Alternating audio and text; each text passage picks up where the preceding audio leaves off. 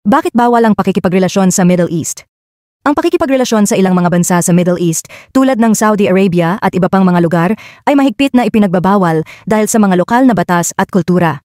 Sa mga bansang ito, may mga tradisyonal na pananaw sa moralidad, relihiyon, at pag-uugali ng mga tao, kung saan ang pakikipagrelasyon o pagkakaroon ng romantic na ugnayan sa pagitan ng magkaibang kasarian ay maaaring ituring na hindi katanggap-tanggap.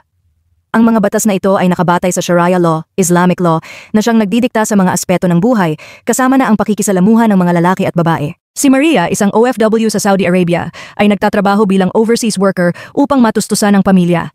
Hindi siya makakipagrelasyon dahil maaari itong magdulot ng pagka-deport o pagkakakulong. Si Juan naman, isang construction worker sa UAE, ay pinipiling mag-focus sa trabaho at mag-ipon dahil natatakot siyang masira ang kanyang reputasyon at makalabag sa mga lokal na batas. Ipinapakita ng kanilang kwento na ang mga OFW ay hindi lang nakikipaglaban sa hirap at lungkot, kundi pati na rin sa mga striktong alituntunin ng bansa. Kung nagustuhan mo ang video, huwag kalimutang mag-comment, mag-like, share, at subscribe.